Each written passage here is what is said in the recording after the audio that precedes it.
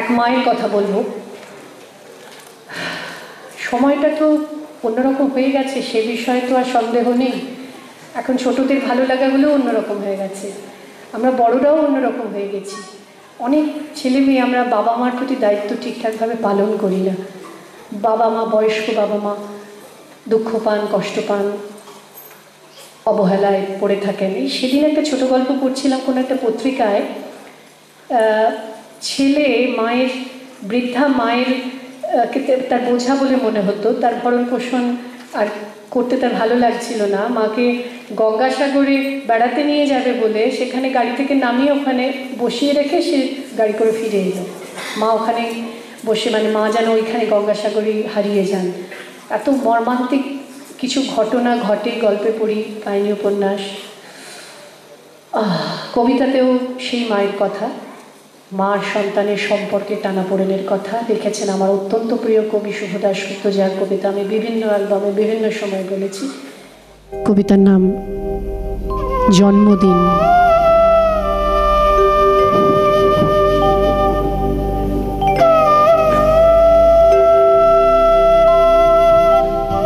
আজ পয়লা শ্রাবণ। খোকন, আজ তোর জন্মদিন। তুই যখন জন্মেছিলি আমরা তখন যাদবপুরের নতুন গড়ে ওঠা কলোনির টালির ঘরে। তোর স্কুল মাস্টার বাবা সেই হ্যারিকেনের আলো জ্বলা ঘরে আনন্দে আর খুশিতে ঝলমলে হয়ে উঠেছিলেন তুই আসার পর। তোর নাম রেখেছিলেন সুকল্যাণ। মানুষটার মনটা ছিল একেবারে শিশুর মতো, অভাবে অনটনে বেঁচে থাকা নানা দুর্বিপাকেও ভেঙে পড়তেন না কখনো। সকলের ভালো চাইতেন মন থেকে, বলতেন দেখো একদিন এই দেশের মানুষ ঠিক মুক্তি পাবে, অশিক্ষা থেকে, দারিদ্র্য থেকে, শোষণ থেকে মুক্তি। আজ পয়লা শ্রাবণ। খোকন, আজ তোর জন্মদিন।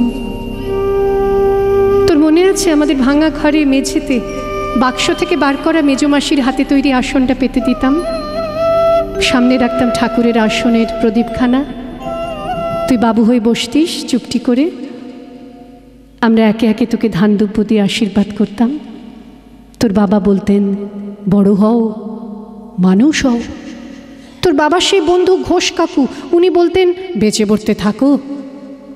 তুই জিজ্ঞেস করতিস মা বড়তে থাকা মানে কি মা? আমি বলতাম না কিছু, শুধু ধান দুব্বই দিতাম আর মনে মনে বলতাম ঠাকুর, ঠাকুর আমার খোকনকে মস্ত বড় মানুষ করে তোলো, ও যেন সত্যিই মানুষ হয়, ওর যেন কোনো বিপদ না হয় ঠাকুর। কষ্টের সংসারে ওই একটা দিন বাড়তি পয়সায় একটু দুধ নিতাম, পায়েস রান্না করে দিতাম তোকে। তুই পায়েস খেতে বড় ভালোবাসতিস। তোর বাবা বাস স্ট্যান্ডের সেই দোকান থেকে নিয়ে আসতেন তোর প্রিয় মিষ্টি ছানার গজা। সামান্য স্কুল মাস্টারিতে কী বা হয়, ঘরে বসে ছাত্র পড়িয়ে আসতো কিছু। দাউ দাউ অভাবের আগুনে সে রসদ পুড়তে সময় লাগতো না। তোর বাবার জামা সেলাই করতাম আর বলতাম সামনের মাসে 2টো জামা বানিয়ে নিও। উনি বলতেন খোকন বড় হচ্ছে, ভাবছি সামনের মাস থেকে আজ সের বাড়তি দুধ নেব, দুধে শক্তি বাড়ে, বুদ্ধি বাড়ে। শক্তি আর বুদ্ধি না হলে তোমার খোকন মস্ত বড় মানুষ হবে কি করে? ভাবছি আরও 2টো টিউশনই নেব। ছাত্র পড়িয়ে পড়িয়ে মানুষটা দিনের শেষে একেবারে ক্লান্ত হয়ে যেতেন। রাতের অন্ধকারে তখন উঠোনের ধার ঘেঁষে জোনাকির ব্যস্ততা, আর ঘরে তোর পড়া মুখস্থ করার একটানা সুর আমাদের কলোনির ভাঙাচোরা ঘরটাকে একেবারে জীবন্ত করে তুলত। তখন মাঝে মাঝে উনি বলতেন তোমার শরীরটা দিন দিন বড় ভেঙে পড়ছে, খাওয়া দাওয়া একটু করো, শাড়িটাও তো দেখছি বেশ ছিঁড়েছে, কালই আমি ফেরার পথে একটা শাড়ি নিয়ে আসবো, ধারেই আনবো।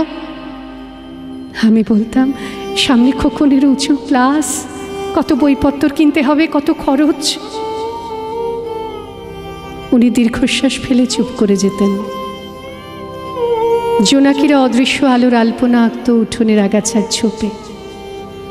আবহ সঙ্গীতের মতো তুই ঘরে বসে পড়া মুখস্থ করতিস, ইতিহাস, ভূগোল, গ্রামার। ঈশ্বর আমাদের নিরাশ করেননি, তুই কত বড় হলি, সব পরীক্ষায় কত ভালো ফল হলো তোর। তোর বাবা বললেন আরো বড়, উচ্চশিক্ষায় উচ্চ সম্মান অর্জনের একমাত্র পথ। তুই আরো পড়লি, কত বড় চাকরি হলো তোর। তোর মনে আছে খোকন, প্রথম মাসের মাইনে পেয়ে তুই আমাদের জন্য কত কি কিনে এনেছিলি? তখন তো আমরা চলে এসেছি শ্যামবাজারে, তোর 2 কামরা সাজানো গোছানো বেশ বড় ফ্ল্যাটে, অফিস থেকেই তো দিয়েছিল। সেই ঘর, সেই বারান্দা, কত স্মৃতি, কত ছবি। সেই বাড়িতেই তো, সেই বাড়িতেই আশ্বিনের এক ঝোড়ো বিকেলে তোর বাবা যেদিন চলে গেলেন,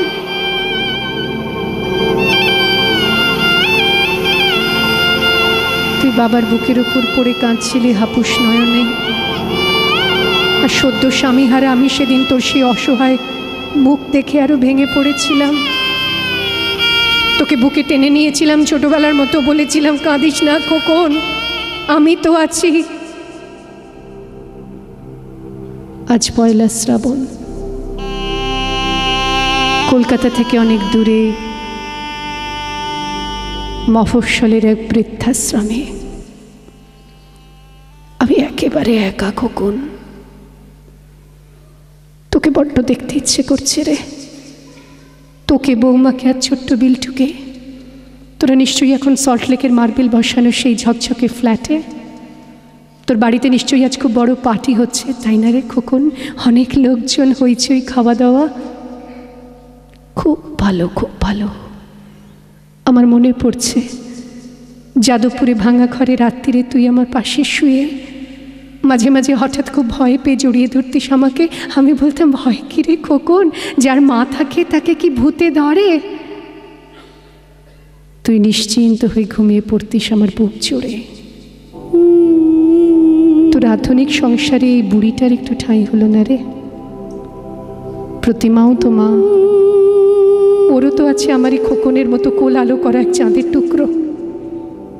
কিন্তু সময়ের কি আশ্চর্য পরিবর্তন। তুই বুঝি এখন আর পায়েস খাস না? না রে খোকন, তুই জানিস না খোকন, আজ সকালে আমি পায়েস রান্না করেছি। হ্যাঁ, তোরই পাঠানো টাকায়। সারাদিন সেই পায়েসের বাটি সামনে নিয়ে বসে আছি রে। এখানে এই বৃদ্ধাশ্রমে আমার একলা ঘরে আর কেউ নেই খোকন। তুই একবার আসবি খোকন, একবার।